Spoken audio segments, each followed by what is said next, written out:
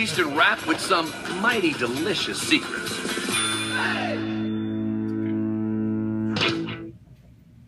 They may have begun as crispy fried balls of chickpea dough, but then this classic Middle Eastern snack wound up here.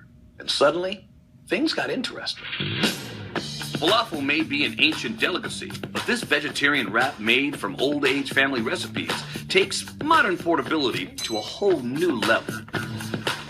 When Tadah Foods' John Soriel set out to make the traditional falafels he grew up with, he discovered his relatives weren't all that eager to share their recipes.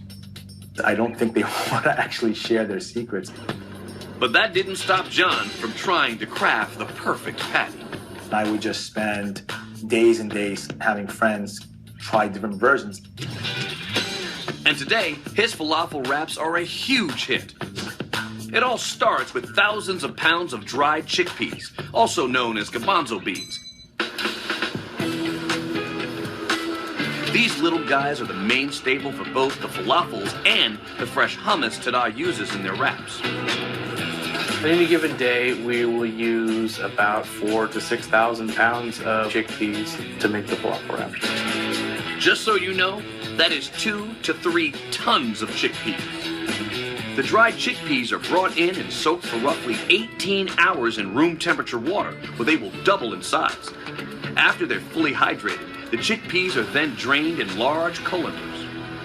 From there, the chickpeas are split up into 2 different types of chickpeas that we use for our falafel manufacturing and the chickpeas that we use to create our world-famous hummus.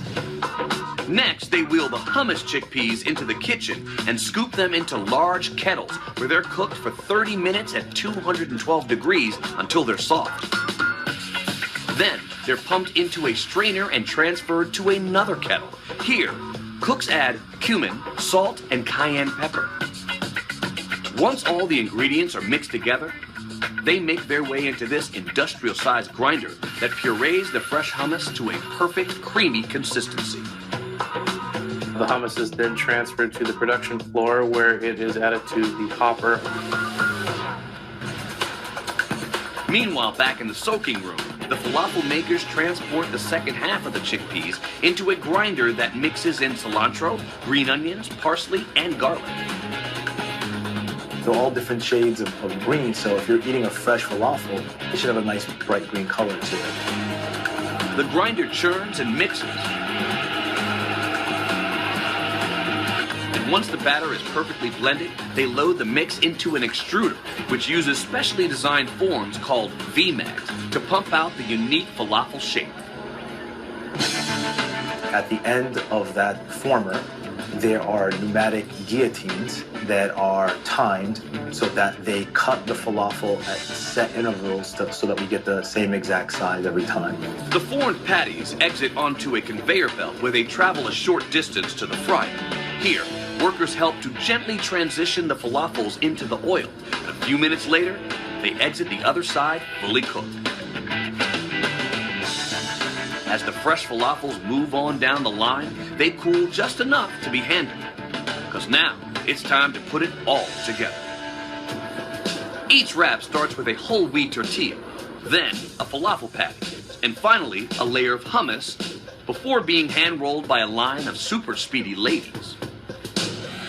The first time I saw them roll it, I got carpal tunnel just looking at them because they're so fast. Once our wraps are rolled, it's time to chill, literally. In the interest of freshness, we make everything warm and we wrap them. In only a few minutes, they're traveling into the spiral freezer. This specially designed rotating freezer runs at 50 degrees below zero. Once the rolled wraps are fully frozen, they move on to packaging. We film wrap so that they stay fresh in the freezer. The machine individually seals the freshly frozen wraps and the workers pack them into cartons. And while millions of people may enjoy them, the biggest concern is one tough customer. The one thing I was most hesitant about is having my mother try it. But yeah, my mom loves it. She's always asking me to send her stuff. And there you have it, a taste not only a mother could love. Coming up,